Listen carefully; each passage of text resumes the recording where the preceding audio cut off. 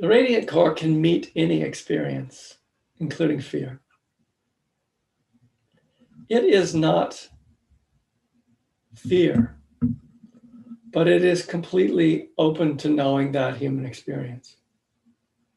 No, because you've been coming to my classes for a while, but the three words that I like to say about it is sorrowless, stainless, and secure.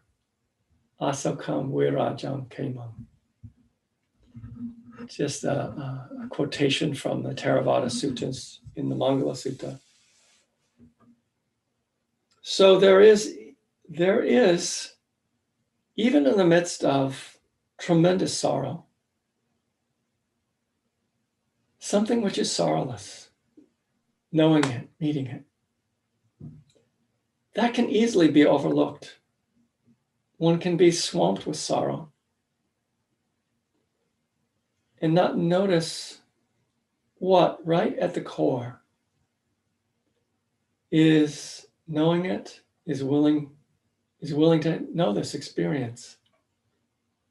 Like an empty room that doesn't argue with what walks into it, you know? So sorrowless, stainless, meaning no matter how, should I say, unwholesome we've acted or how unskillfully, no matter how we've tarnished this awareness with greed, hatred, and delusion, the three poisons,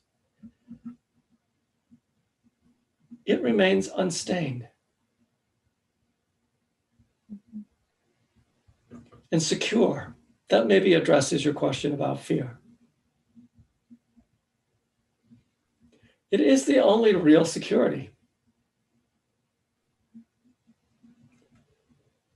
The rest of conditioned existence is conditioned, meaning we don't control much about it, some things. It's insecure. It changes. It falls apart.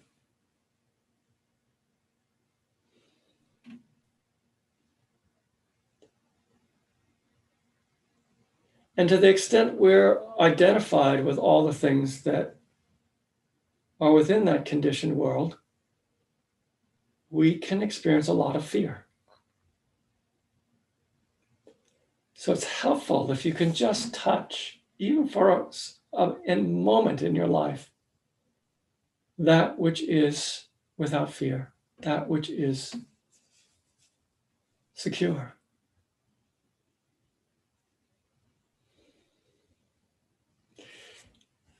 And I think part of the difficulty in our culture, our Western culture, is that the mind is so conditioned in its thoughts to overlook this. And because it can't find a metaphysics for it, this experience of the sorrowless, stainless, secure core of our being kind of gets dismissed. We can't quite land there. We're conditioned, we're told that what keeps us safe is our thoughts and our planning and our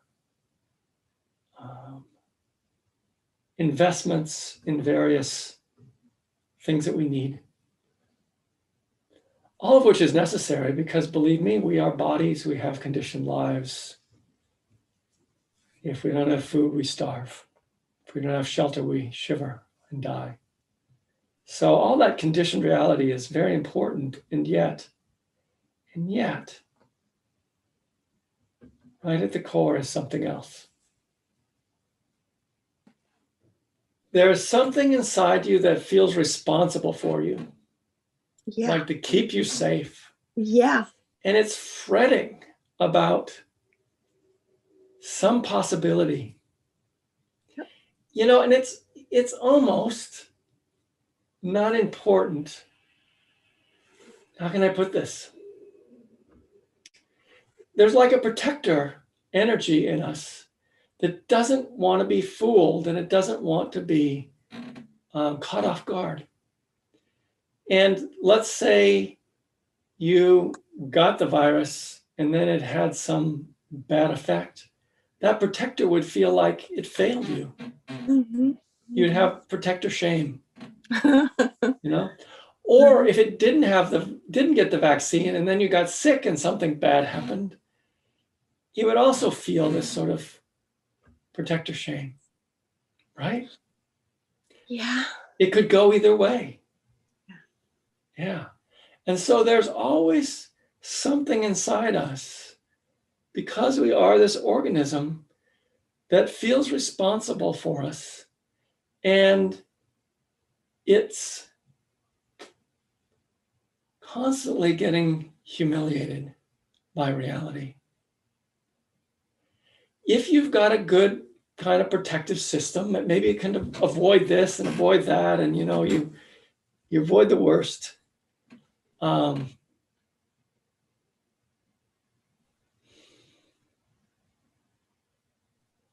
But there's such suffering there. There's such suffering in that part of us that feels like it's its responsibility to protect us.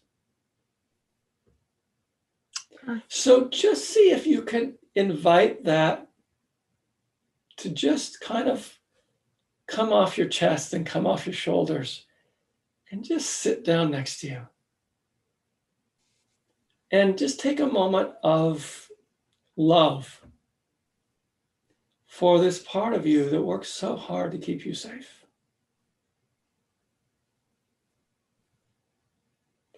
And it so doesn't have enough information, doesn't have enough control to do it perfectly.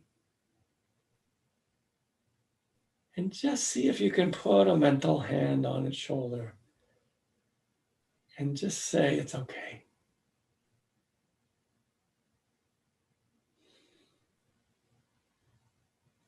Notice where that okayness is coming from.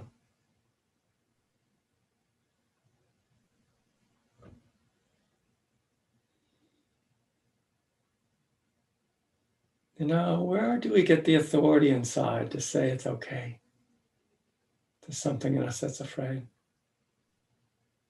I don't want you to answer that intellectually. Just to notice.